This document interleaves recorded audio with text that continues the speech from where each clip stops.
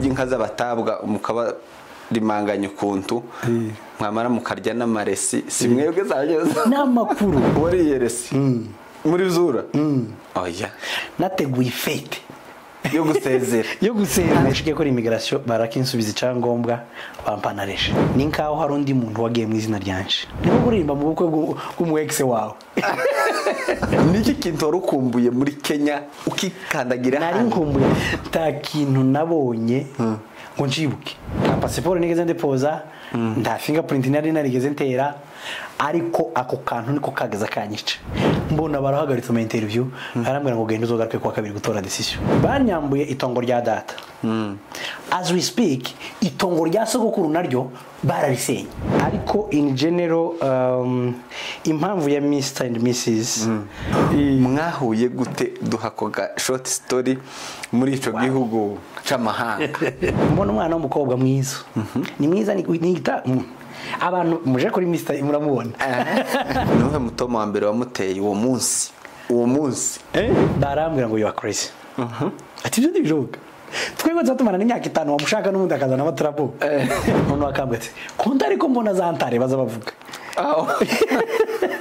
bene wabaza bazino akabona bifotoje konta ariko nzibona you are loved and appreciated ivoto narangiza abwira umugore mugenzi we hati kwa pasiteri runaka bari baburaye nitwe twabahembuye ndagira abanyamerika turabagarukaho ikintu cyuko abagore muri Amerika bahahaza abagabo kimeze gute bakuduha umuco tuvuga ku kintu cha shipping yes yezagirankora akwantu gasobanure neza nimba rizi kukumva harimo ikintu aho ngaho ibo simbizi ntabwo ndiko nshaka kurutanisha abantu reka mbivuge njewe kuranga none amani ni gute washakanye n'umugabo wa gatatu arambwira ngo makoso uyu mugabo afite ngo ararutaye barya babiri buryo buri biblique niriye koso umugore ashobora gukora akaba yemerewe gutandukana nawe hari igihe kigera nk'umushumba ukababwira kapo ati inama nkugiriye umwaje kugutura ikibazo ugeraho uramubwira ati ibyiza mwamutandukanye. A world of stories. Ndabaramukije inshuti bakunzi ba Afromedia live aho muherereye hose ku isi, ndizera yuko muri amahoro aho dukurikira uri abari muri Afrika, East Africa by'umwihariko, mu bihugu by'Uburayi, mu Bushinwa, muri Aziya yose, Amerika by'umwihariko kubera ko umuntu turi kumwe hano ni umunyamerika. Abanyamerika mwicara aho ngaho tugiye kubavugaho bihagije. Abanyakanada, abantu mudukurikira mwese turabashimira cyane kubera ko muri abantu dukunda, muri abantu b'umwihariko abakunzi ba Afromedia, kubera ko mubana natwe mu biganiro byacu buri munsi. Utameze neza rero nkwifuriza ko Imana ikomeza kukugenera ibigukwiye, ikomeze kukuremera ibyishimo, kubera ko nibyo idusaba kuba twishimye mu buzima bwacu bwa buri munsi. Uyu munsi rero turi kumwe n'umugabo reka nkoreshe umunyamerika gusa noneho ibindaze kubivuga ariko tukaba turi muri Afrika, muri Kenya, muri Afromedia live. Karibu cyane Frank. Murakoze cyane. Murakoze gutwakira muri Kenya, muri Afromedia. Yes, this is a good place. Thank you so much. Yeah. Ni kunenga hano. Ntacu. Dari igihe dukunda gushaka amakosa abantu nyine muri nature y'abantu, ariko uwo yashaka bayabona, ariko ari ntayo wabonye ugishika gushaka ubushakashatsi ni ikindi, ariko ntaryo ndabona. Harasa neza rwose kuko ibyiza tuba tuzishaka ha benshi, tuba dushaka no abadutoraho amakosa kugira ngo tubone uko dukosora. I mean, compliment ni nziza, ariko burya no ku improving it's something, ariko kenshi hari usanga na purpose yo gukritika atari ku improving. Rero habaye hari akantu umuntu yavuga ataka ngaka naka, wanakavuga wenda washaka kanakavugira behind the scene, ariko you have a very good studio. Amatara ni meza nubwo ntarumva sound ariko ngendeye kuri microphone ndimo kubona hano natekereza ko ari byiza. Thank you so much. Yes, improvement irasanzwe, technology irahinduka, ibintu bigenda bihinduka, ariko from now natekereza ko you okay. Feel at home. Thank you. Niko wanyu muza muvuga. Iwacu ushatse kuvuga. Navuze natangiye mvuga ngo muri Amerika. By the way, ndi umunyamurenge. Wavukiye nkurira imurenge. Nkumveyo nji Burundi. Haracari muri Afrika.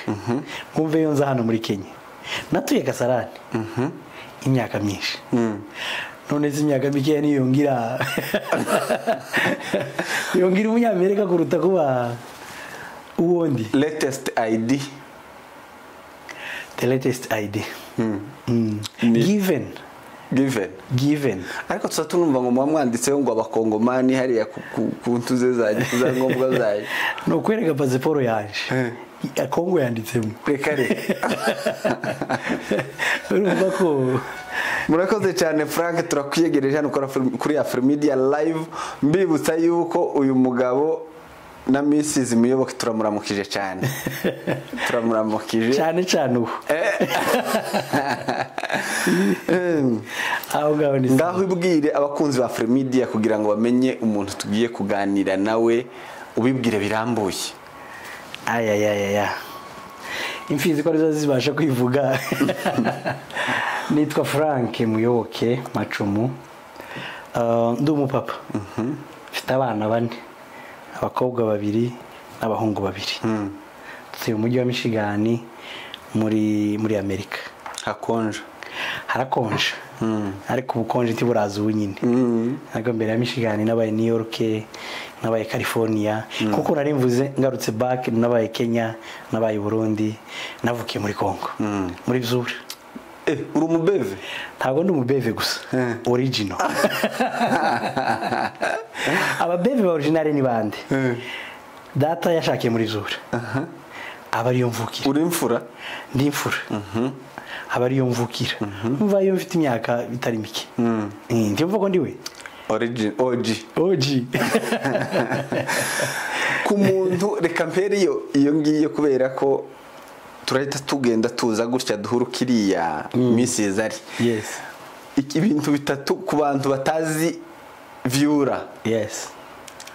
Mwihariyeho nibiki?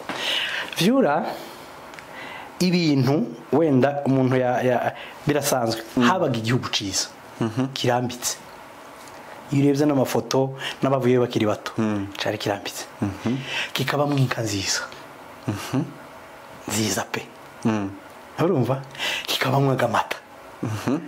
Nonoga kubwoko bwacu ahantu hari imirambi myiza hakaba amazi ngo habaga amazi atemba ku musozi.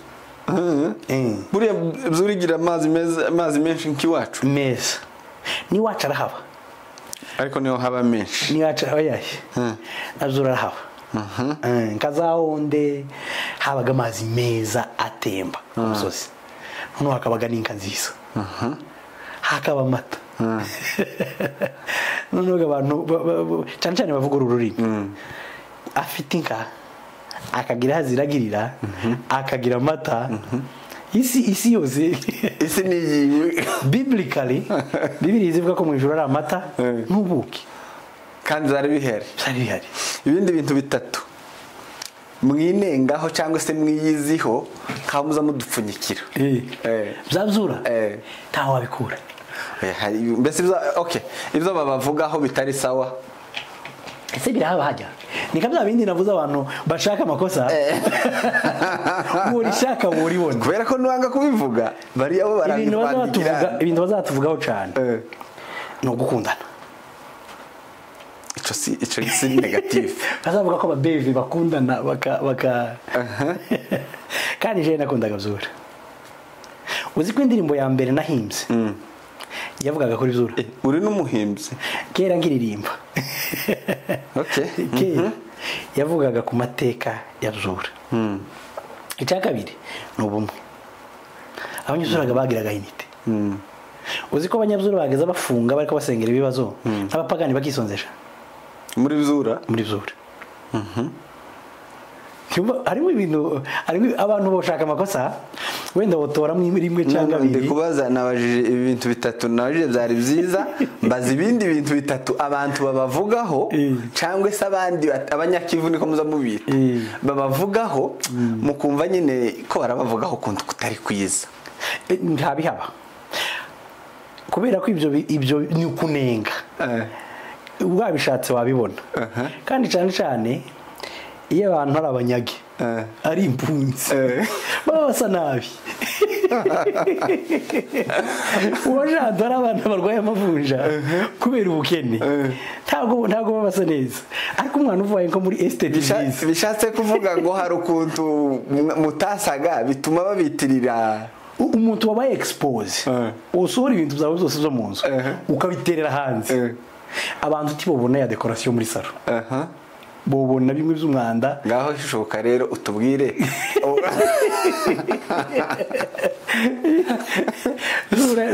yari almost perfect bivuze ngo mwari abanyage cyangwa se abasuhuke musuhukiye mu bandi babatoraho utunenge nutu kubera ko twari hanze byari byoroshe twari expose urabyumva ariko ni utunenge gusa kubera ko abantu bari hanze ariko tukiri mu nzu okay reka tuvuge nka kamwe kahitinze cyane kandi mwari mutaraba basuhuke ko kurya inka z'abatabwa mukaba rimanganya ukuntu mwamara mukarya n'amaresi si mwebwe zageze n'amakuru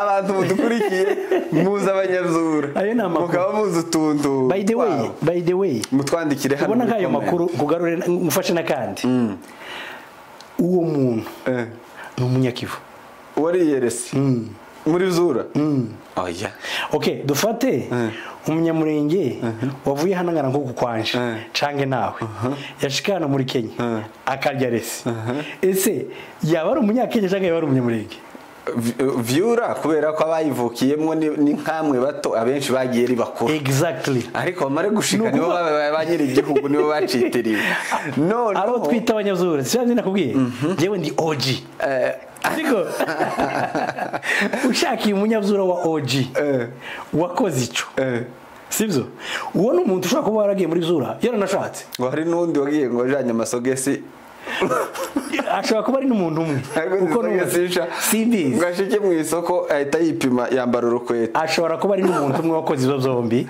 ariko n'umuntu wagiye muri zura ari umugabo ariko ngo arwambwiye ngo byaterwaga nuko ngo abanyabzura ngo baba expose ku mujyi imbere kwibarabara muracanuka abo ngabo ntabwo ari abanyabzura yego Frank yego wabaye hano muri Kenya ryari 2009 gushika 2013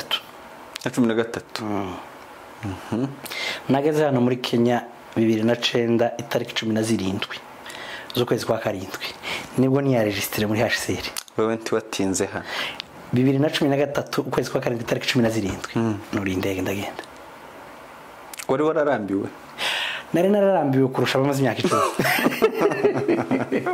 amini nawe n'exagere ariko iyo myaka nayiciyemo mu bihe bikomeye muri iyo myaka bampayereje kabiri yes y'ibihugu bitandukanye oya ikimwe etazini bampayereje urangije unayijamo ndangije nyijamo gute nico nkubwira ko byari bigoye iyo myaka ine kubera ubutayu nayiciyemo uziko narabivuze mu giterano bushize bampaye flight ngenda kuwa kabiri kuwa gatanu bakamparije kareka yes gute nateguye fete yo gusezera kandi cagiye abantu bari bagisezera cyane abantu bakaba bava muri y'u Rwanda bakaza gusezera barampamagara mu gitondo cyo kuwa gatanu uce kuri immigration oyeme narayirangije kila kitu waradepoje ibyangombwa narabashiriye ibyangombwa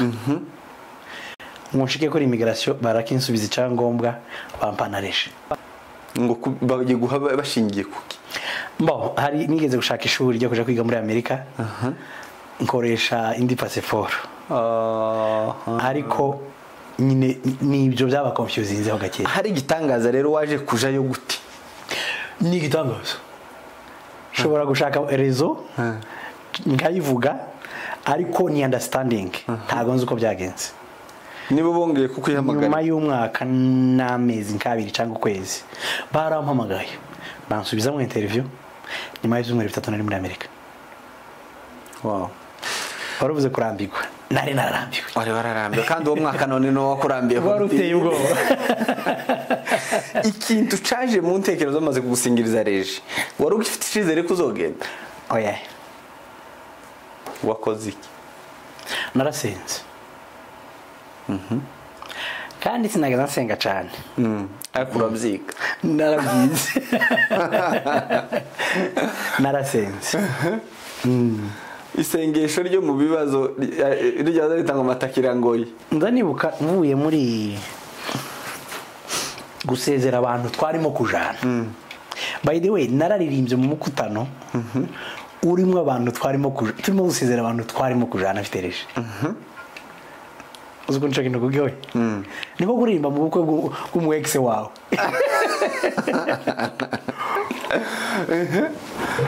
Montahe ndarira. Urarira. Namasengesho ariko ameze nk'amarira. Hoba gatari komano kuni iki? What did I do wrong? Niki nakoze ngiye bitandukanye n'ibyo abandi. Abandi baza kureba bakatekereza bakavuga gute? Bon, abantu benshi sibabimenye ko bonyereje. Ariko bari bazi ko mururiho mwese. Yes, abo twari kumwe benshi nibo babimenye. Kubera ko nako njana n'amafamiye menshi do musingo.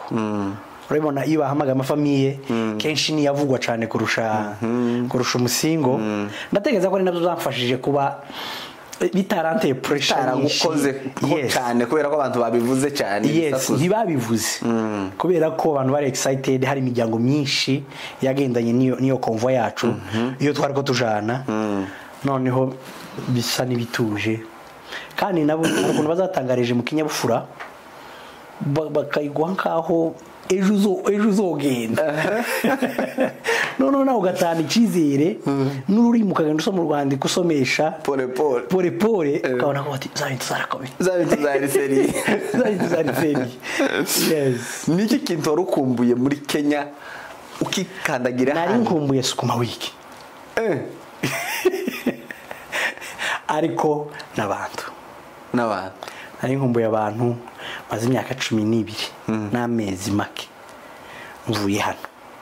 Kandi nagiye ngaruka muri Afrika, mu Rwanda, i Bugande, i Burundi.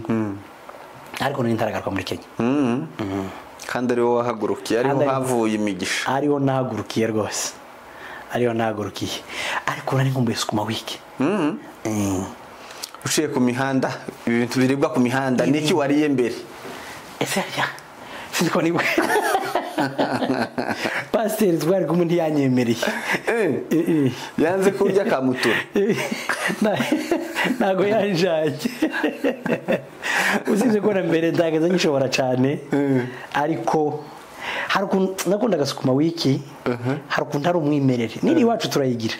Ariko yishize mu kanwa uzamva itandukanye. Ni ya hano. Uzamva itandukanye. Hoteli za hano abanyakenya banayiteka neza, bazayipsipsa. Ibi rwose aruko bifite umwimerere. Tubaza bareka ngwishe cyane ihiye tibikiri ya nyayo. Ariko na Kenya nari ngikumbuye. Nari nkumbuye abantu sina benshi by the way. Ariko I was excited. Niki gisha wasanze hano ugarutse? Nta kintu nagimwe kitari gisha. Nta kintu nabonye ngo njibuke. Kandi nje nabaye Kasarani gusa. Ariko naho narahayobewe. Harahindutse complètement. Harahindutse. Nta ariko n'imyaka ni nyinshi. Ahantu nasize ari gishanga, hari amazu maremare, hari amabarabara. Hano nasize ari imihanda y'igitaka, hari imihanda kaburimbo. Matatu gusa nziza tutarahinduka ziracabiturutsa ko no kugenda nabi. Sansinike wrong way. Zurirana. Yes. Waruvuze uti wagiye muri Amerika rero by miracle. Yes. baguhamagaye gute kugira ngo bakubwire ngo yareje tuyikuyeho? Kuko iki ngiki impamvu nkibajije excuse abantu benshi bahawe reji ya USA iyo tuvuze Amerika na Canada ni Amerika ariko Yeah. reka tuzakomeza twikoreshereza Amerika ko yarahitinze cyane. Iyo wahawe reji ya Amerika amahirwe yo gusubira guhabwa settlement yayo biragoye. Noneho we uhawe zibiri suddenly uhise ubona uhawe kandi kugenda. Sinumenye ukuntu byagenze kuko nabivuze ariko barampamagaye bankoresheje interview nk'amasaha 6. Imyumvire yanje constant nakuye muri iyo interview ni nkaho hari undi muntu wagiye mu izina ryanje. Yes, kubera ko numva nasabye scholarship barayimpa none ngo ndangize sinagenda. Hari wagiye muri iyo scholarship? That's my understanding. Shaka kuba ari byo cyangwa atari byo. Kuko question yari izinzemo gusa kwaro kubaza wigeze waplika kuja muri Etazini. None navugaga no. Kuko ngewe narapritse igihe bantumye cyangombwa ngo ngaruke barambwira ngo ntago nabaye approved. Kumbe ya approval yageze muri ambassade. Iba yarabaye rejete, iba yaribwe, iba hari ukundi bishobora kuba byaragenze. Donc ikintu cari caranyishe. Nuko bambazaga ngo wigeze usaba kuja muri Etazini. Ukavuga ngo no. Kavuga ngo no. Iba bafite evidence yerekana ko wabisabye. Nabisabye. Nico. Ta passport nigeze ndepoza, nta fingerprint nari narigeze ntera, ariko ako kantu niko kageza kanyica. Iyo ni understanding yanje. Noneho waje kuvuga se ngo yes niko nkeka kuko wagize iminsi myinshi kuko hari ukuntu bagiye spectacular kuri iyo question bagera ahantu numva naje ubwonko butangira kubitekereza ko wenda bishobora kuba hari relationship ihari nubwo ntayibonaga. None ndasobanura ntabani hariyo question numvise komeza kugaruka. Nigeze gusaba kuja kwiga muri Etazini ariko sinavyemerewe. Ndabaza ko sort of a question ese cyabari ico naco kigeze ntuze. Noneho mbona barahagaritse mu interview arambwira ngo genda uzogaruke kwa kabiri gutora decision. Kuvugishije ukuri nuko naketse I cannot confirm ariko nasobanuye ako kantu bahagarika interview. Nuwo niko bashakaga byari zingi niko kantu katarimo authenticité. Nirihe somo wakuye muri izo ngizo? Ukuri ni kwiza. None rero gize nk'ikibazo cyo kwicwa no kutavugisha ukuri uzaba biri ibindi. Kubura amahirwe kubera ko yabaye honnête. It's a bearable. Ni ikintu dushobora kwihanganira. Ariko kubura amahirwe kubera kutavugishije ukuri cyo sinzi ko coroshe kucihanganira. Umukecuru wagaze uvuga ngo ariko ngo umuntu ngo azabesha ngo batagiye kumwica atari kwikiza. Hari ibintu bimwe bijanye na HCR personally ntekereza ko atari ikinyoma kubera ko kuvuga ngo ndi impunzi kanje wacu muri Bizora inzu yacu ntiwomenya ko yigeze kubaho yariri. Inzu yubatse amanjanja si muri Bizora gusa nico nshatse kuvuga. Ndaza kuri iyo point yubatse n'amatofari n'amabati ahantu baso bamaze imyaka 20-30 ushobora kuja ntumenye ko yigeze kuba umuntu. Nta buhunzi burutubwo. Kango urugero hari umuntu nahaye uhamye bwaje muri Amerika umunyamerika mubwira ukuntu nigeze kubaho between houses. Urabona ukuntu wacu umwana utabafite ahantu aba ukazurara kwa onkire bwacu karara kwa kazine bwacu ngo bimubwire ngo dushike mu rusengero aravuga ngo Frank yari homeless. No ndamushaka kumusobanurira ko kandi we wamuha ubuhamya buryoshe bw'iwanyu. Yes. No mundangiza namwe ntabwo nigeze mvuga ngo ndi homeless. Ansubirira muko namubwiye namwe ati aramwe ngo is a homeless. It's someone without a permanent address. ni umuntu udafite adresse abarizwaho wa munsi bakubaza ngo isubahe wari kuvuga kubahe ntaho nari ifite wari wamuhaye ubuhamya bumeze gute dukonjorereho twumve tuzumve neza niba ubuzima busanzwe bw'abanyeshuri bo muri foye hari igihe inzu mwabagamo mutayirimo ariko n'ubuzima bwa hano muri Kenya ntabwo nigeze mu bamwe amahandi nigeze kuba igihe ndafite ahomba inzu twari tubamo tugira impamvu zituma dutandukana kuyibamo bamwe baje kuba handi bandi baje kuba handi in between muri foye muri foye ubutunzi burapfunguka turatandukana umwe wese aje ashaka buri wese aje gusembera none muri kwa gusembera ntabwo uzi ahantu gusembera ngo babwire ngo nje kuba muno no ujamo ukararamo nk'umushitsi ibyumweru bibiri bigatatu arabona twabanaga ibujumbura bagaza biki igihembwe kigashira atagira haba akarya kwa kazi nakajya kwa atakagira gute none muri definition ya homeless ni umuntu udafite permanence nanjye kuvuga nko muzungu none nicyo nshatse kuvuga definition y'ubuhunzi uburenganzira bwose bw'impunzi muri article zose za HCR cyangwa za Nations Unies zidefinira impunzi turenze kuziba ntago turi impunzi gusa twasimze ibihugu bitatu kubera ubuhunzi dimwe kico twavuga gaco muri zuri uri mucakane ni mucakane kico twavuga gaco muri zuri personally banyambuye itongo rya data as we speak itongo rya sogokuru naryo bararisenye riri monde mahima yaratwitse amazu yose mugahwera niho data yavukiye naringize ngo mvuze muri zuru no muri mu minembwe sibyo nukuvuga ngo adresse zibiri mfite za generation ya data na sogokuru zarashise zose sinozibamo impunzi itarinje yabariye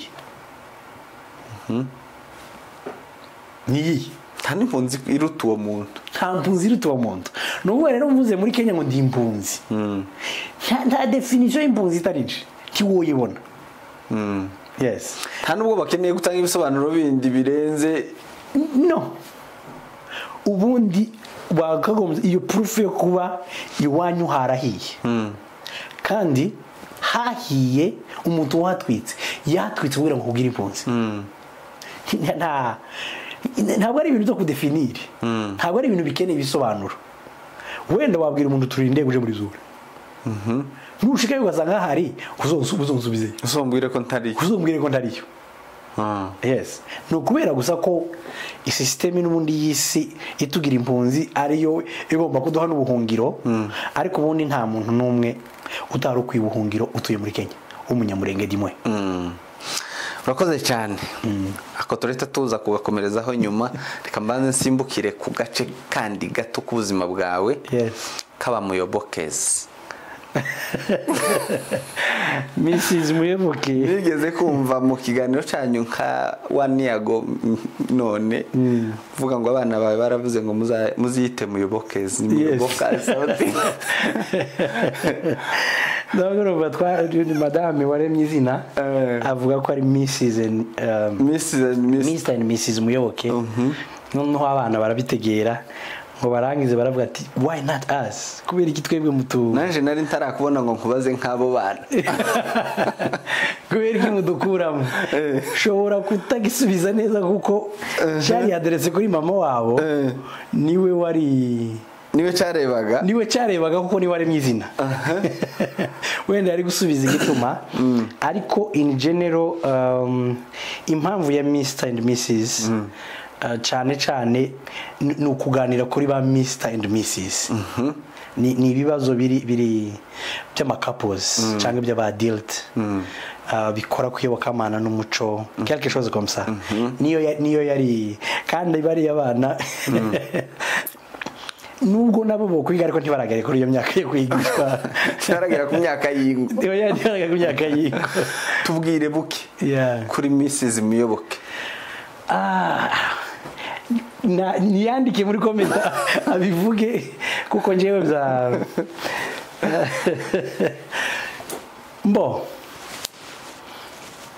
ngewe ubundi niga family therapy ndacara umunyeshuri bisa na counseling kambanze mwo kumazi hari ukuntu usa n'ubaye so emotional iyo kwesi irakomeye noneho Mrs. Nkubiriye maso hano noneho hakaba tuganira n'abantu inshuti noneho n'igihugu dutuyemo naco hari ukuntu influencer ariko hariho n'abantu n'ahandi nino n'ahandi usanga hari utuntu dushobora kuba tuvugaho dukoraho comment hakaba igihe dufata haba nka case iri kuri social media none tukayivugaho tukabata uyu muntu yitwaye gute yakitwaye gute none ngo warangize nibwo yatangiye kuri ibyo biganiro bitangira ari nk'ama ibintu biri fane byacu mu rugo none bigenda bityo nibiba ikiganiro dutangira kubikora other than that ni just birimo fellowship ariko fellowship bana yo hanze yacu y'ikanisa rikuru ryo mu rugo bidufasha guconnecta wenda abandi nabo bakwigiyeho fellowshipinga ntabwo mvuze ngo babifilme batabifite ariko cyaba n'ikiganiro cyo kuvuga ati okay what happened nibiki biri kwisi biriya byabaye ni gute twabyitwaramo ni gute twabyitwaramo differently ese twe bitubayeho twabyitwaramo gute wenda hari ico bakwigaho yes tugaruke buke tutaraje muri byo ngibyo muganiraho turacari kuwo mu biganira nawe yes ariwe Mrs. Muyoboke yes apana Mr. Mr. Rian age kutubwira kuri Mrs. Okay kidogo good mutubwireho Mrs. muhaye urubuga kandi ari kukumva baranteranye kandi ari kukumva iwacu ko tutazi gutera imitoma Mrs. ubwa mbere ni Mrs. nyine no kurabyumva twahuriye New York kubasaza mutazi Mrs. ni umugore wiwe ni Niko ni Niko wiwacu tubire kuri Niko wawe ndamuvuga aho ndeze buriye ko ikibazo gikomeye twahuriye New York niyo twakundaniye niyo twakoreye ubukwe niyo twabyariye abana 3 wa kane afite amezi 5 nyakivuka yavukiye muri Michigan no mudamu mwiza hanze n'indani nubwo abantu bose abagore baba ari beza ariko nawe ni mwiza wowe ni mwiza kubarusha ni mwiza ndemera ko ari mwiza kuri nje kurusha abandi bose usibye ko nta nubwo umuntu uwo ari wese agomba gukompara umugore we n'uwundi kuko buri wese ni choice ye kandi umuntu wese ubwiza ubundi ntabwo buri physique ubwiza ni mindset kubera ko ubundi amaso y'umutima niyabona kurusha yo hanze short story yanyu duhenka abantu numvise noneho ukuntu mwahuriye mu mujyi munini ku isi ubamwe ibintu byinshi bidominiye isi sibyo yego noneho muhuriyeyo muri abanyamurenge babiri abana b'imurenge bahuriye New York mwahuye gute duhakoga short story muri ico gihugu c'amahanga my love story azagora azashobora babandi batarabiwa oya kapo yanyu hari umwihariko nabonyeho muzi gutera inkuru mwembi sinzi nimba ari nje gusa ariko mukantu iyo muri kumwe muza mu matching asante bo bwa mbere wenda short version bwa mbere mubona nari nagiye iwabo yaratuye mu mujyi wa Buffalo njayo mperekeje umuntu ngo nshike nsanga y'abantu bamwe tuziranye twaririmba nyino bampa umwanya wo kuririmba ndaririmba ndangize ndataha nja mu icumba aho nagomba gucumbika ndahacumbika nibwo bwa mbere namubonye yari muri korali ari kuririmba muri korali yo mu rugo rusengero noneho nyuma y'amezi make famiye yawe yose yimukira muri siri nari ntuyemo ya Albany noneho bajana mu rusengero rwacu nije waridirisha nama nkora akazi kombi ko kudirija no kudirija modeli yes nuko byatangiye bwa mbere umubona se hari akantu kajemo uravuga ati ko nkuze navuye ino hari kamanze wenda nkararifiye tuntu na tumwe bageze batubwira ngo iriya ntaba ngo abakobwa bose ni birara biriya n'ubu niko bakibabwira oya yubu nyine aba diaspora ni sawa cyangwa ni dolari aba diaspora turakagarukaho nyuma ariko ubu nyine utabonye mu diaspora abakobwa basigaye bavuga ngo adashatse mu diaspora ntabwo bikunda ni shiki uranihanganira nagize ihoma noneho zari muri mindset akabwira ni birara akabwira bene ibyo noneho muri mindset byari birimo uninjire mu rusengero mbona umwana w'umukobwa mwiza ni mwiza ni gita abantu muje kuri Mr muramubona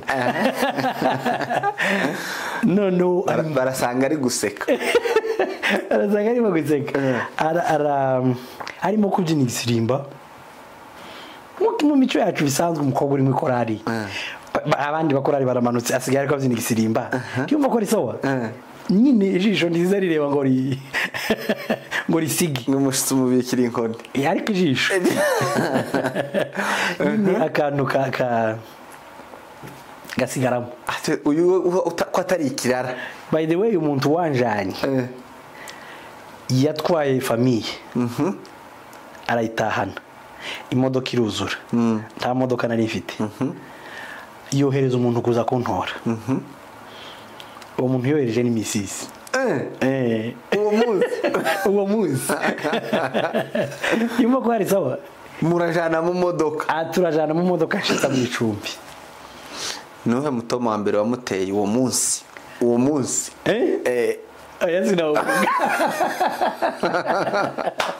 kuko mfite kubona ko hari akantu uzaza bikubona wasizemo akadoze oya ako tuzokavuga undi munsi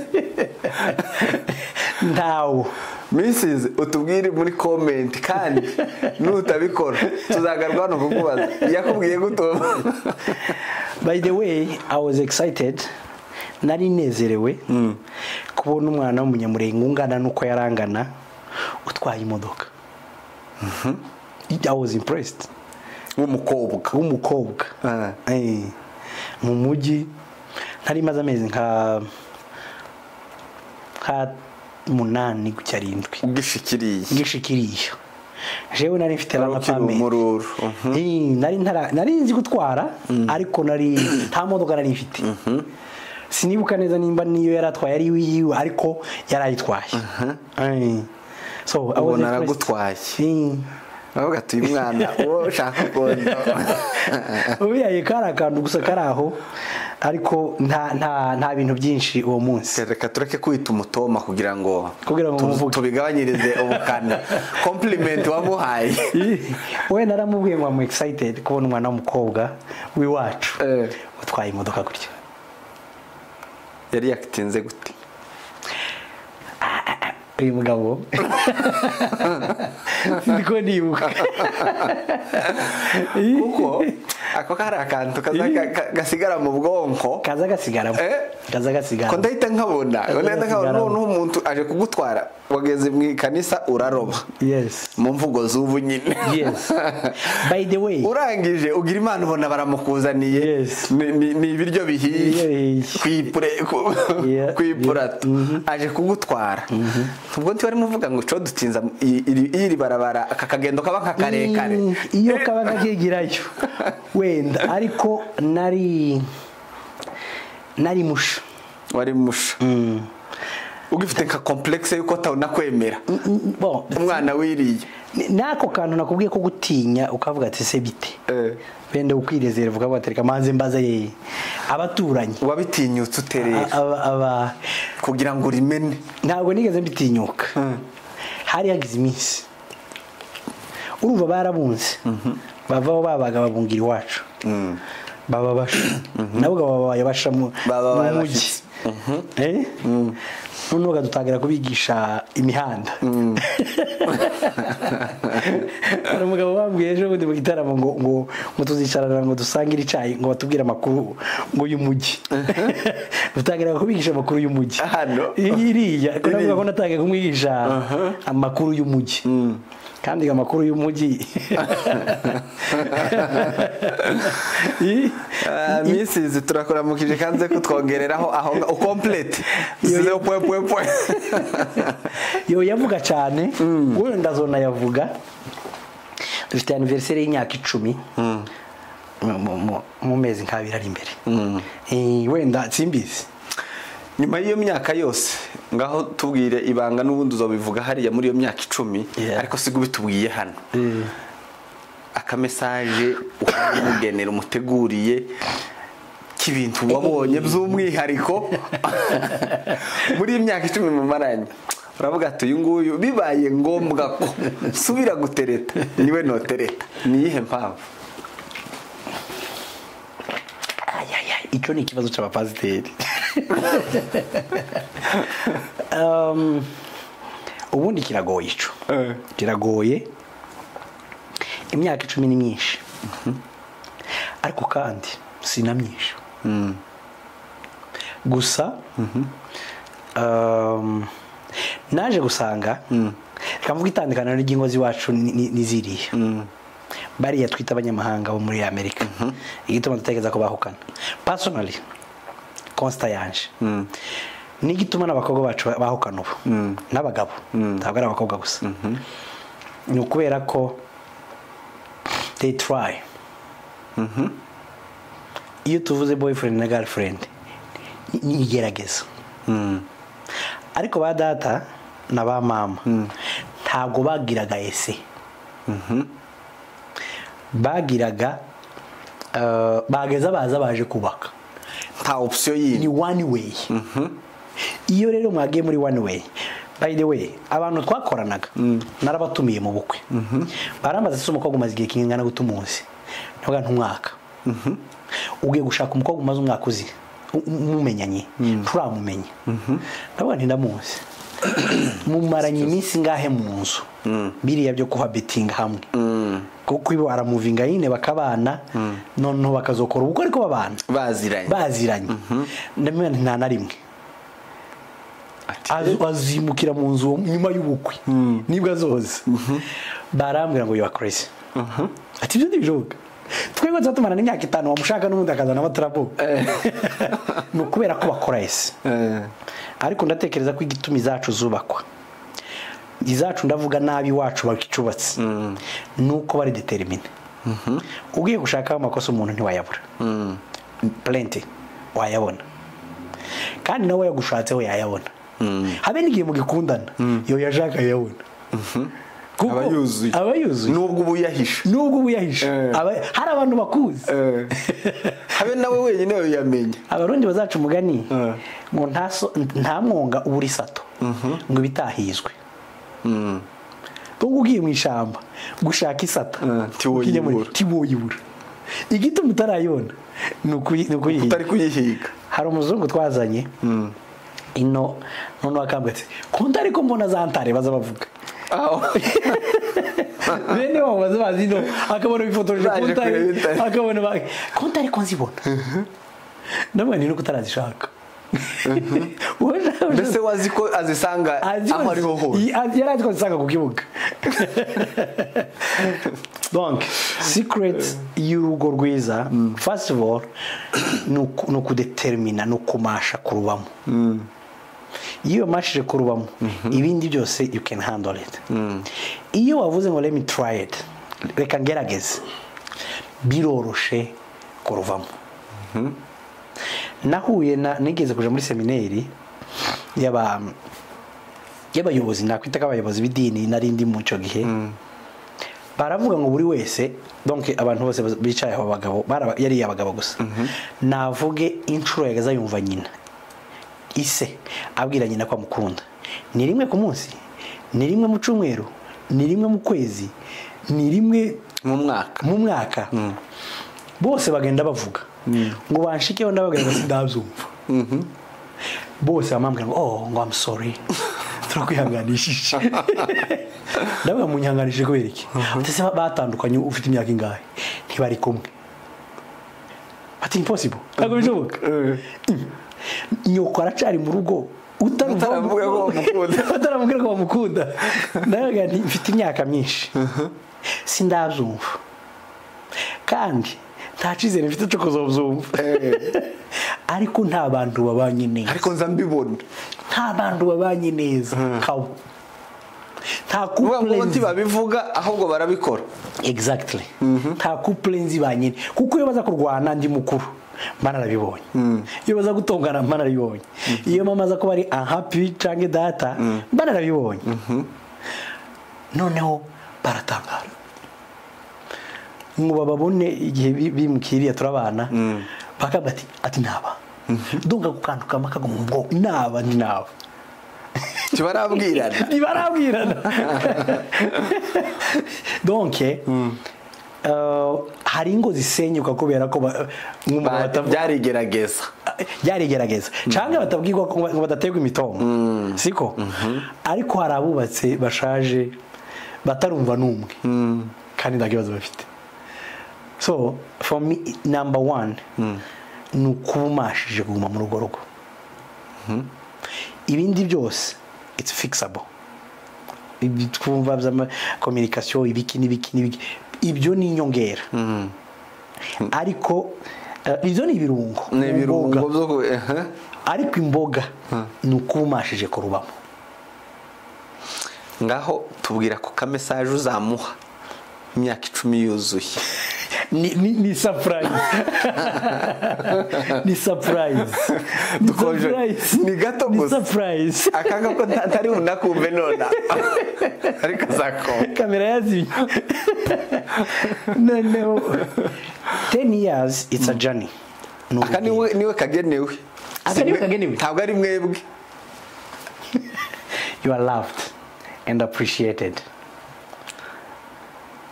Ivotu that's a lot. Ndamwizeye kwaza kunsubiza muri comment aragusubiza. Nirihe somo rero impamvu nahereye aha nuko mu nyigisho zawe nawe iki kintu ari cyo muhoramo ari cyo mubamwo nka episode iheruka nabonye muri kuvuga ku mafaranga. Yes. Ngo umutima w'umuntu uri ngo ubutunzi bw'umuntu uri niho amafaranga. Iwe sinzi ko yanatubwiye ngo amafaranga uri. Yes. Amafaranga. Ni izihe feedback mumaze kubona aho mwatangiriye biriya? By the way nyinshi. Seriously hari n'igihe yigeze gukora ibiga I think nico c'amafaranga. It was a request. Hari umuntu wagisabye ko tukivugaho kubera ko ngakunda bivuze byatangiye ibintu biri fane byacu mu rugo biraho turabitepinga duteka tugira gute none yerekana gusa mbona arimo gucumba baramfirima kandi rwa rugari bwa vrai ntabwo yari send baramfirima gusa ndabimenye mbona bagatereyeho bene ibyo noneho abantu batangire hariho n'akantu yashize ejo bundi abantu benshi barandika twarababuze bene ibyo. So kako k'amafaranga it was a request nicyo mvuga ituma avuga ko ari feedback n'umuntu wavuze ati mwavuze kuri iki kintu ariko biblically Bibiliya ivuga ngo ubukunzi bw'amafaranga it's an issue.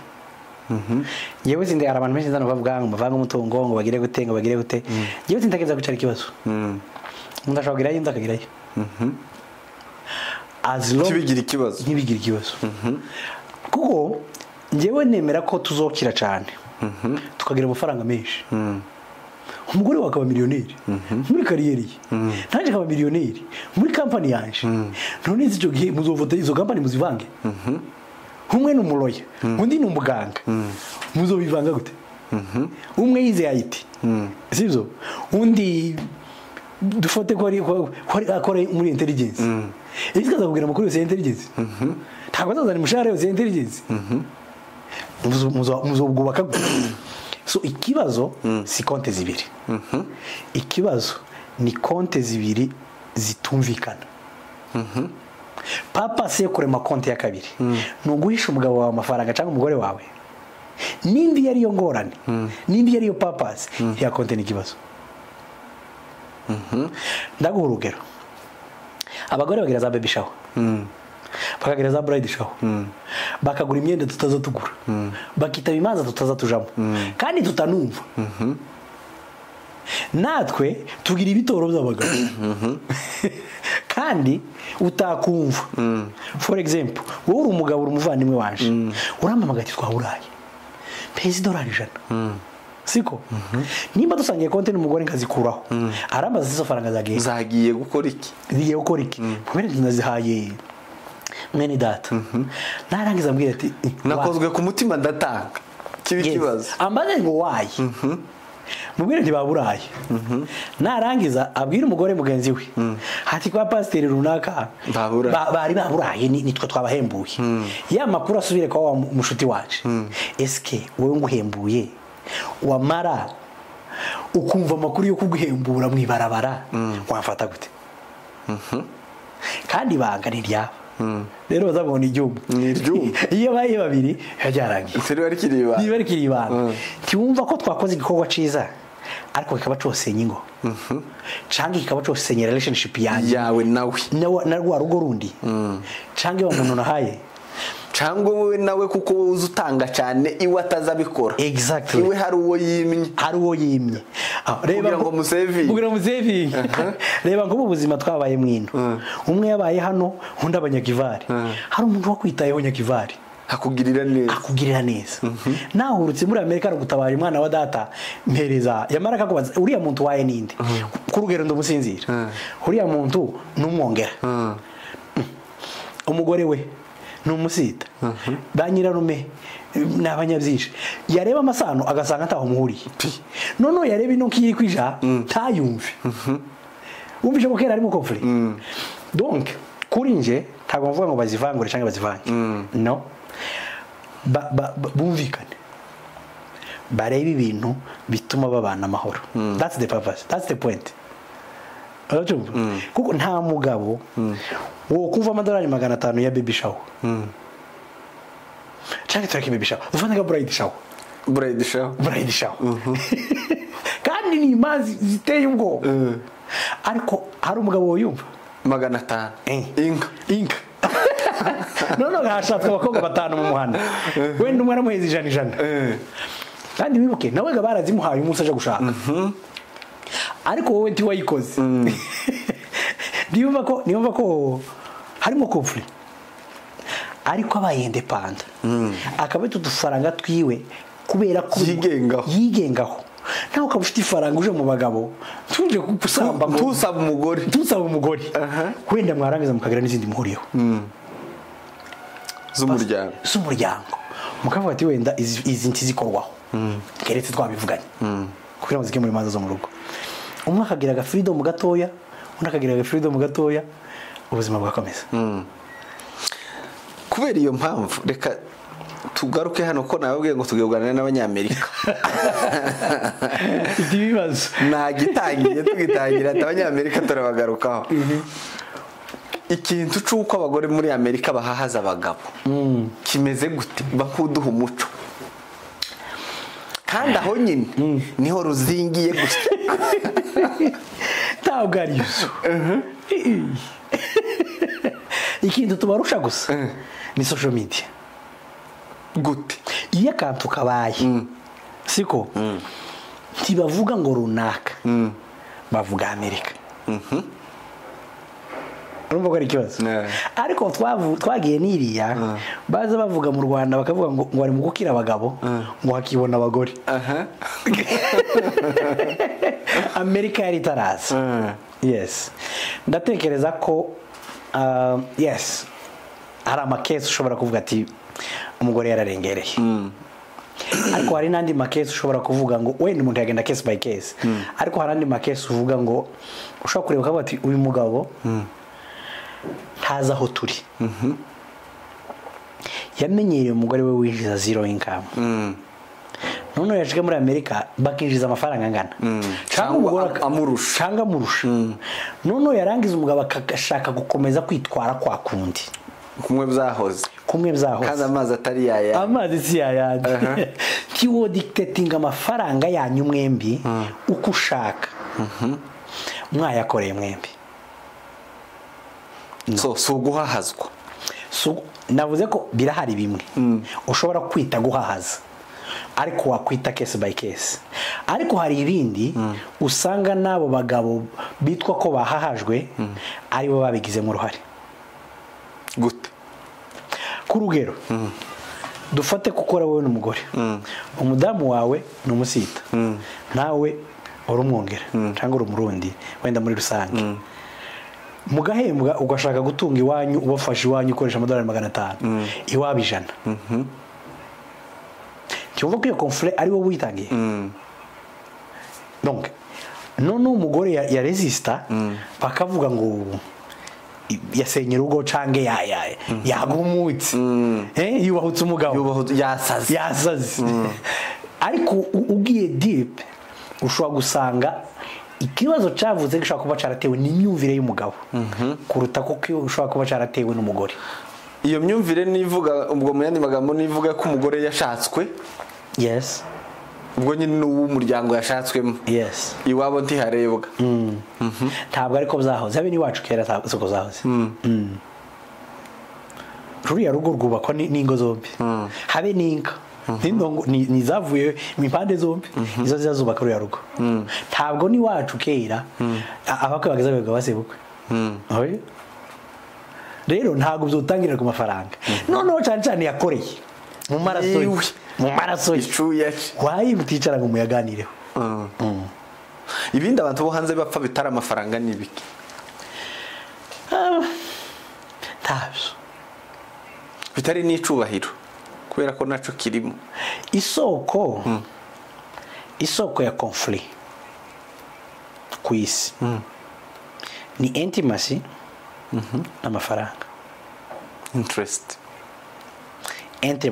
sinzi uko nayivuga ni intimacy na interest yes niyo soko y'amakimbirane mu ngo in general rero iyo bitakomotse aho hombi biba biri bito biba ari bito kandi ndatekereza ko nina biriho nuko muza mutubonera gusa na hano nuko okay hari umuntu twaganiriye vuba aha hano muri no studio twaganiriye ni couple tuvuga ku kintu cha shipping yes yezo kirankoraho sorry ndetse ko ndakeka ko kitagukora uko nije cyakozeho cyane okay tuvuga ku kintu cha shipping kiba muri Amerika kwanza kwa mbere banzo gira ico kivuga mbere yuko komeza shipping ni nashaka kugidefiniza yose nshaka kugidefiniza bakubwira ico bitubwira none shipping y'abagabo ni terme bakoresha ariko sintekereza ko ari shipping nyine shipping ni delivery kandi uriya muntu ntabwo aba yabaye delivered kubera ko aho umugabo yaje cyangwa umukobwa bagakora ubukwe yamara akamudekarara bakagenda so icyo ushaka kuvuga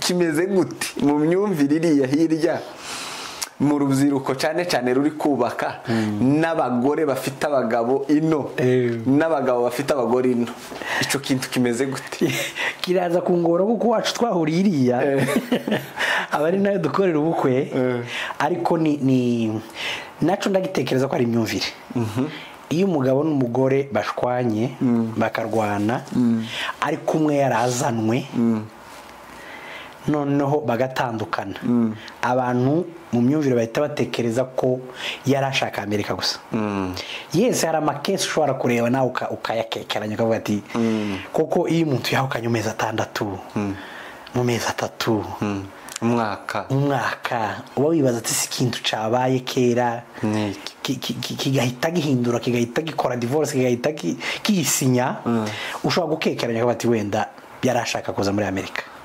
Reka nkoresha amagambo n'abantu nka batatu actually bagiye bahuriza ku bintu ngiye kubihuriza hamwe kubera ko mbise numva muri comment baraza gusubiza ngo nakibarije umuntu utari we kubera ko washatse iriya umuntu twamaze gukora ico kiganiro okay utarakirenza agenda kirebe n'ikiganiro twakoranye na kapo ya Felix na Bonheur barangije nabakiriye ama message y'abantu benshi bamwe baranampamagara abandi bandika message z'ibitabo atahubwo muje kwicara hariya mukavuga kuri shipping murayizi mwebwe kuri Felix na Bonheur bari muri Kenya bazi shipping cyane ahubwo se biri yatari shipping niki umuntu ankorera yakoze sentence reka nyivuge gutya aravuga ati iyo ngiye kuri chaîne Shene ni isoko abanyamerika bakunda kuguraho ryo mu Bushinwa baguraho ibintu byinshi kuko agenda koresha Amazon cyangwa se Amazon ati nodaringa umuzigo namara kuwodaringa kishura bakawuzana bakawugeza ku nzu sinasubira guhangayika mbona bankomangiye cyangwa bakawudropinga muri box yaje aho ngaho tariko iyi shipping noneho yaba bagabo irenze y'umuzigo ati cyambere ntanga amafaranga yo kuziyo tugakora ubukwe ngatanga ya declaration atagira uko angana ni ya declaration ku musoro ati ni ya declaration ku declarer wa muzigo noneho ikirenzeho nkanakomereka emotionally atari kuzikugira umugabo cyangwa umugore muri Afrika utanumva ivyucamo ati warangiza ukabura na affection wa muntu igihe umushatse ntunamubone kandi uri kumushaka ari wewe wakabuze ariko we akaba ari wubura ati yagera hariya akagupfira ubusa wa muzigo ukaba damage muzigo washika nishuriye na utege na dekaraye tege indege ndawushitsa timare kuwushitsa sanga umuzigo upfuye ubusa ati yo shene yohereje ibintu kabigaya nza mbisubizayo cyane none ngaho nsubiza uwo muzigo nzawugira gute ngaho ngira icyo bivuga it's a business transaction first of all it's not a business nubwo nyine abantu babyita shipping ariko ningo gusa hari ibintu ureba ukabona birimo desperation ukaba wa musaza yaravuze ngo ntaza yerekwa ngo ariko azabona sinzi quelque chose comme ça ngo zakadiriye none hari gihe ureba ukasanga umuntu ufite imyaka mike yashakanye n'umuntu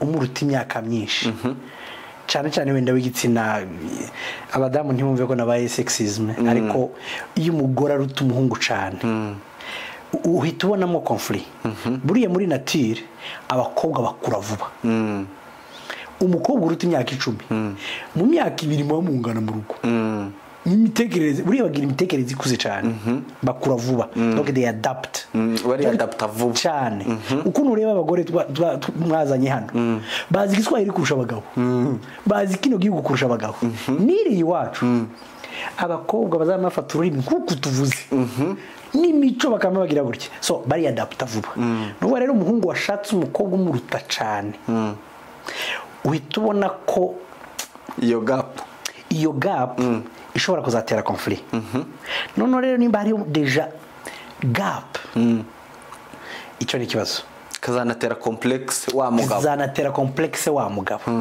kandi nagira complex kazoshaka undi deux ashobora no kubura n'umwana kubera gukura imyaka none ubwo nibabura n'abana hariho kubura abana kubera ko mwababuze birumvikana akaba no kubura abana kubera imyaka ibaye rero ikibazo ari imyaka gishobora gutera naco conflit hakaba n'abandi ta muntu urutundi ariko kandi abantu bararutana in a polite way sinzi ko nabivuga ngewe I think nta muntu ugomba kuza gushaka umukobwa ino ntabwo I'm not done utomwemera ino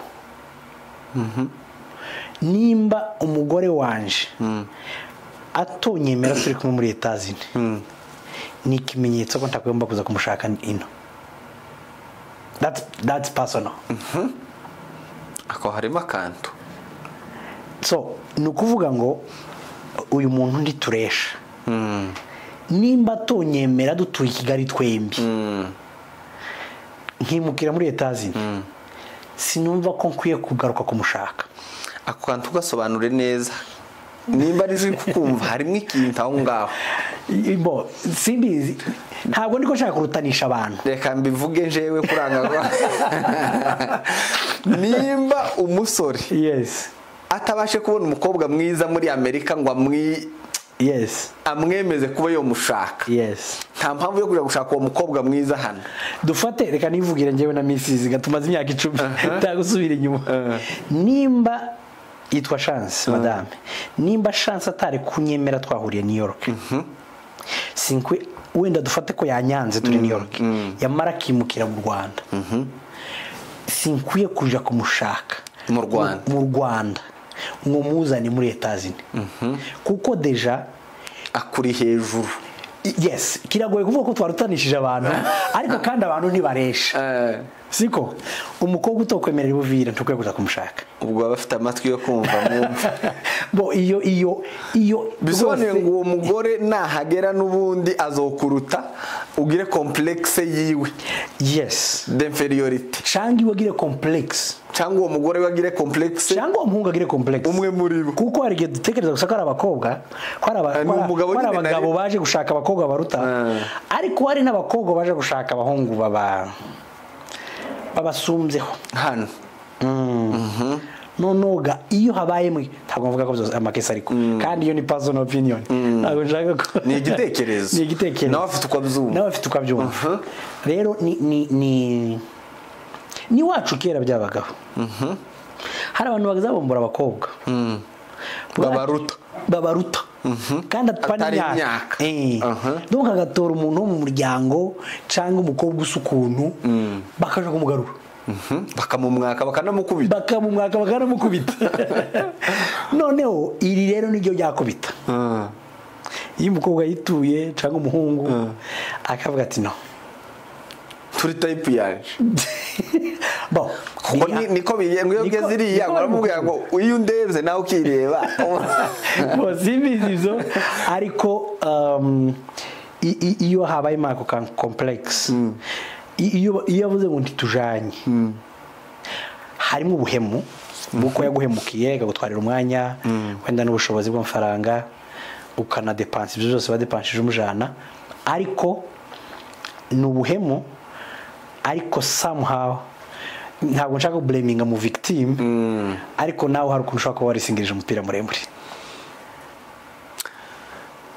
nongereho kano kantu ni ukuvuga ngo iki kintu ntikireba bari muri Amerika gusa no kuko nino birahaba hari ukuba ufatirana umukobwa mu bukene bwinshi ariko atakakwemeye bivuze ngo igihe muzoresha mu buryo bwa bukene akabwibagirwa bivuze icyo kibazo kizosura kizamuke kiza cyangwa ukamushaka sinzi ko bikibaho bakamushaka gusa kubera ko yabonye visa umwe either way umwe yabonye visa ukavuga ati mbonye umusponsor yes bivuze ngo iki kibazo ntikiririya gusa n'ahana tugana ku musozo niye message ushobora guheza ingo especially izi zisenyuka mu buryo butumvikana zoroshe cyane zari zubakiye ku musenyi. Bo kandi bimbivugiye kuko ufite na experience imyaka 10 ni myinshi muri iki gihe. Ubundi iri iwacu zanumva abantu iyo uvuze ngo maze imyaka 10 ishatse abantu bazamakoma amashi kubera ko bazi kwingo. Ubundi muri Amerika ubungira ngo imatibeshe divorce rate iri kuri 50%. 50%. Nuvuga ngo abantu 10 bakoze ubukwe batanu barahukana. Icya kabiri abantu muri batanu bahukanye noneho ipurusa 8 iyo zisubiye gushaka ziswa kwahukana. Iyo zisubiye gushaka nukuvuga ngo 2% gusa nizo zubaka. Iyo umuntu wahukanye agasubira agashaka 2% gusa nizo zubaka. So iki ngiki kisubize nkawe nk'umugabo wubatse ufite urugo umaze imyaka 10 ariko kandi wongereho nako ubushumba. Bo ubushumba ni kimwe gushaka ni ikindi. Ubundi condition ko ubushumba imwe muri bibiri nuko bawubatse kandi utunganyije urugo. Urutwaye neza. Ubundi umuntu utwaye urugo nabi akwiye kwambugwa amavuta. Iwacu ntibibaho ariko yo yamburwa. Birakwiye bazokongera. So ingo sorry kibazo arabaje giri somehow kiragoye ariko igituma ingo zisenyuka umuntu agomba gusobanukirwa. Ubundi nkunda statistics sometimes no kuvuga ivuga ko ipurusa 70 z'abantu bahukanye nyuma y'imyaka 3 baba baramaze kwicuza igituma bahukanye. Nyuma y'imyaka 3 gusa. Aba yumva ko impamvu zatumye ava muri rwa rugo zitari worth it, zitafatika. 70%. Kandi iyo bavuze 70% statistique no kuvuga ngo hari abantu babyiyumvishemo banga gusharinga ayo makuru. No kuvuga ngo imibare ishobora kubiri hejuru. Icya kabiri ntabwo ntekereza ko umuntu uri normal udafite impamvu udafite inenge nishi yofata umugore watandukanye n'undi mugabo. Hari abakobwa benshi ngo ari wagira umugore. No kuvuga ngo umuntu uje gushaka wa kabiri ashobora kuba afite inenge ziruta iz'uwaretse wa mbere. Statistique cya gatatu ivuga ko abagore 80 basiga 80% bagaje gushaka 20%. Aje bise no kuvuga ngo wewe ufite uwujuje 80% zibisabwa nk'umugabo. Urahaha, urateka, ugira gute, ndavugira iwacu ubwo baza banateka. Donc ukora ibintu 80% kuri standard. Ariko hariho 20% udakora nk'uko umugore abishaka. Ukamusiga kubera ko hari undi muntu ukora ya 20%. Kubera ko ari adafite 80. None ugasanga uwasize umuntu wari ukeneye mu buzima. Wari ufite ipurusa nyinshi. Ugatagetinga ya purusato. Hari abantu bahukana, hari umuntu uzi wahukanye avuga ko umugabo atamuha umwanya uhagije. Umugabo ntamuha umwanya kubera ko yagiye mu bandi bagore. Ntamwe mu mwanya kubera ko hari ibintu ariko akora biri ronke, ari busy. Kandi mu bijanye n'urugo arubaka empire. Ntabwo mvuze ko ari byiza guta urugo igihe kirekire ariko he's building an empire. None umugore agasanga umuntu ufite umwanya ariko udafite ubushobozi. Yashika akabona umwanya ariko akabura ubushobozi. None ugashaka kwibaza se yakwihanganiye umuntu ufite ubushobozi ufite umwanya mukeya cange byoroshe kwihanganira umuntu utagutunga, utakugaburira, utakugurira, utagutuza mu nziza ariko ufite umwanya kubana nawe. Bo ico cyavana n'umuntu ariko hari igihe utekereza ko iyo choice iri wrong kubera ko ntabwo ushobora gusiga ka 80%. Ubundi abashakashatsi bavuga ko you cannot find this man providing ariko uri na emotionally present 100%. Uri hano na madam da wenda ko urashaka income ariko ntabwo uri mu rugo right now, ntabwo ndi mu rugo right now. No kuvuga ngo ntashobora kubibona 100%. cyo kimwe zuzuye hari icyo abona kiri ari gito, ikindi kiri hejuru. No kuvuga ugomba kwihanganira tube 80% yo kuboneka kwawe ariko kandi nayihanganira 80% yo kuboneka agomba no kwihanganira ubukene 80% kuko urashaka donc ni muri mu rugo kihanganira kuko ubura 20%. Yes, akabona income ka 80%. Ariko nashaka kumufata byombi ijana ku ijana ntabyo azabona. Umugore uri perfect, ari umugabo nkunda witwa Steve Harvey yaravuze ngo a perfect woman it's your ex in somebody's hands. Umugore gusa wujuje amakondisiyo ni umu-ex wawe iyo yatwawe n'undi mugabo, nibwo yuzuza amakondisiyo, nibwo uza umubona ukabona yujuje kondisiyo zose. Ni ukuvuga ngo uregreta ko wamuretse kubera udukosa runaka duto warangiza ugashaka ufite menshi. Hari umushuti wanje mudamu wenda zibize ko muvuga izina ryiwe yarahukanye ashaka umugabo wa kabiri warangiza yahukana nawe ashakana n'uwa gatatu. Noneho nigeze kumubaza, yari no mu bukwe bwanje nyuma akeza no mu rugo tukaganira bisanzwe. None ndamani ni gute bashakanye n'umugabo wa gatatu. Arambwira ngo makosa uyu mugabo afite ngo ararutaye barya babiri bagituma gusa nagumanye nawe ngo nuko mfite ubwoba ko noshaka kuwa kane ngo akaza rushaba abandi bose batatu amafuti. So in short urugo ibitagenda it can be fixed. Naho gutekereza ko uruvamo ukazabona uri perfect ntabwo uzabona kuko urugo ruri perfect urwubakwa n'abantu babiri bari imperfect. To imperfect people build a strong and perfect family. Ariko bari perfect ntibaranakora ubukwe, tibabaho. Just have to work ukareba ese izi ntege nke z'umugabo wanje zohinduka, izi z'umugore zohinduka. Can I live with this?